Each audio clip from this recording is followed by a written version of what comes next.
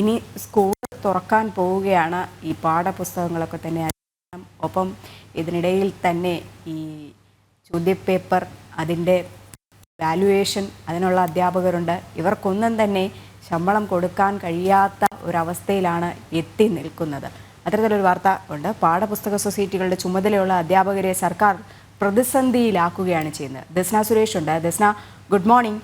ഈ സാമ്പത്തിക പ്രതിസന്ധിയുടെ പേരിൽ, സാമ്പത്തിക ബാധ്യത എന്ന പേരിൽ ഈ അധ്യാപകരുടെ തലയിൽ ഇതൊക്കെ തന്നെ കെട്ടിവെക്കാനുള്ള നീക്കമാണ് സർക്കാരിൻ്റെ ഭാഗത്ത് നിന്ന് ഇപ്പോൾ ഉണ്ടാകുന്നത്. ഇതിൻ്റെ പേരിൽ ഈ അധ്യാപക സംഘടനകൾ വലിയൊരു പ്രതിഷേധത്തിന് തന്നെയല്ലേ ഒരുങ്ങുന്നത്?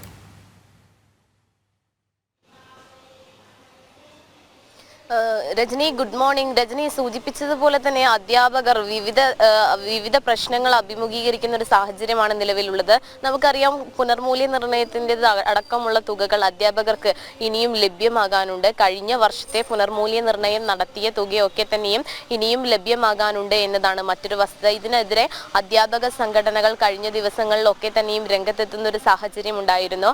പുനർമൂല്യനിർണ്ണയം വരെ ബഹിഷ്കരിക്കും എന്നൊരു ആഹ്വാനമൊക്കെ അധ്യാപക സംഘടനകളുടെ ഭാഗത്തു നിന്നുണ്ടായിരുന്നു. ഇപ്പോഴിതാ സ്കൂൾ തുറക്കുവാൻ പോകുന്നു. അപ്പോൾ പാഠപുസ്തകങ്ങളുടെ വിതരണവുമായി ബന്ധപ്പെട്ട് ചില പ്രതിസന്ധികൾ ഉടലെടുക്കുന്ന ഒരു സാഹചര്യമാണ് നിലവിലുള്ളത്. ഇതിൽ പ്രധാനമായും പറയേണ്ടത് സൊസൈറ്റിയുടെ, അതായത് പാഠപുസ്തകം വിതരണം ചെയ്യുന്ന സൊസൈറ്റിയുടെ ചുമതലയുള്ള അധ്യാപകരെ പ്രതിസന്ധിയിലാക്കുന്ന ഒരു രീതിയിലേക്ക് സർക്കാർ മാറിയിരിക്കുകയാണ്. ഇതിൽ ഏറ്റവും എടുത്തു പറയുന്നത് 9-10 ക്ലാസ്സുകളിലെ പാഠപുസ്തകങ്ങളുടെ വിതരണം ചെയ്യാത്ത പാഠപുസ്തകങ്ങളുടെ തുകയടക്കം ഇപ്പോൾ അധ്യാപകർ തിരിച്ചടയ്ക്കണമെന്നൊരു ഉത്തരവ് സർക്കാർ പുറപ്പെടുവിച്ചിരിക്കുകയാണ്. ഇത് ഒരിക്കലും സാധ്യമല്ല എന്നൊരു കാര്യമാണ് അധ്യാപക സംഘടനകൾ വ്യക്തമാക്കുന്നത്.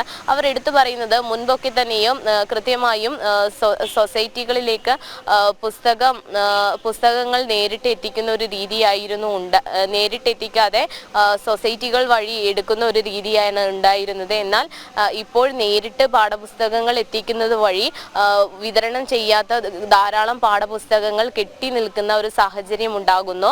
ഇതൊന്നും തന്നെ തിരിച്ചെടുക്കുവാൻ സർക്കാർ തയ്യാറാകുന്നില്ല. കൂടാതെ തന്നെ ഇതിന്റെ തുകയൊക്കെ തന്നെയും അധ്യാപകർ തിരിച്ചടയ്ക്കണം എന്നൊരു ഉത്തരവാണ് സർക്കാർ പുറപ്പെടുവിച്ചിരിക്കുന്നത്. ഇതൊരിക്കലും അംഗീകരിക്കുവാൻ കഴിയുന്നതല്ല എന്നതാണ് അധ്യാപക സംഘടനകൾ വ്യക്തമാക്കുന്നത്. ഇതിനെതിരെ വലിയ രീതിയിലുള്ള പ്രതിഷേധവും അധ്യാപക സംഘടനകളുടെ ഭാഗത്തു നിന്നും നിലവിൽ ഉയർന്നു വരുന്നുണ്ട്. അവർ പ്രധാനമായും പറയുന്നത്, പുനർമൂല്യനിർണ്ണയം അടക്കമുള്ള സംവിധാനങ്ങൾക്ക് അല്ലെങ്കിൽ ആ ജോലിക്ക് പോലും തങ്ങൾക്ക് വ്യക്തമായ കൂലി ലഭ്യമാകാത്ത ഒരു സാഹചര്യത്തിൽ ഇത്തരത്തിൽ സൊസൈറ്റികളുടെ ചുമതലയുള്ള അധ്യാപകരും ആ തുക തിരിച്ചടയ്ക്കണമെന്ന് പറയുന്നത് വലിയൊരു ബാധ്യതയാണ് അധ്യാപകർക്ക് ഉണ്ടാക്കി വയ്ക്കുന്നത് എന്നൊരു കാര്യമാണ് അധ്യാപകർ വ്യക്തമാക്കുന്നത്. ഇതിനെതിരെ KPST അടക്കമുള്ള സംഘടനകളാണ് ഇപ്പോൾ രംഗത്ത് വന്നിരിക്കുന്നത്.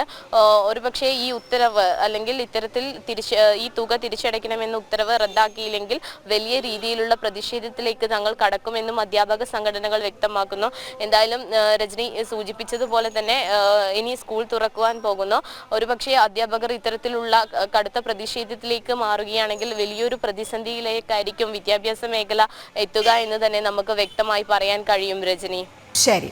എന്തായാലും വിദ്യാഭ്യാസ രംഗത്ത് തകർച്ചയിലേക്ക് തന്നെയാണ് കേരളം പൊയ്ക്കൊണ്ടിരിക്കുന്നത്. അതിൻ്റെ അടിസ്ഥാനത്തിൽ തന്നെയാണ് ഉന്നത വിദ്യാഭ്യാസത്തിന് വേണ്ടിയിട്ട് പോലും ഈ കുട്ടികൾ മറ്റ് രാജ്യങ്ങളിലേക്ക് ചേക്കേറുന്നതെന്ന് തന്നെ മനസ്സിലാക്കണം. ഇവിടെ ഇപ്പോൾ പാഠപുസ്തക വിതരണത്തിൽ പോലും അപാകതകൾ തന്നെയാണ് നിൽക്കുന്നത്. ഇതിൻ്റെ ചുമതലയുള്ള അധ്യാപകർക്ക് ശമ്പളം പോലും നൽകാൻ കഴിയാത്ത അവസ്ഥയാണ്. വലിയ പ്രതിഷേധം തന്നെയാണ് ഇതിൻ്റെ ഭാഗമായിട്ട് വിവിധ അധ്യാപക സംഘടനകൾ മുന്നോട്ട് വരുന്നത്. ഇവർക്ക് നൽകേണ്ട പണമെങ്കിലും കൃത്യമായ രീതിയിൽ സർക്കാർ നൽകണം. അവിടെ ഒരു സാമ്പത്തിക ബാധ്യതയുടെ പേരിൽ വയ്ക്കാൻ പാടില്ല. കാരണം കുട്ടികളുടെ ഭാവിയാണ് നമുക്ക് ഇതിൽ നോക്കിക്കാണേണ്ടത്. വലിയൊരു കാര്യവും അത് തന്നെയാണ്. അതിലേക്ക് സർക്കാർ നീക്കുപോക്കുകളൊക്കെ തന്നെ നടത്തുക തന്നെ വേണം.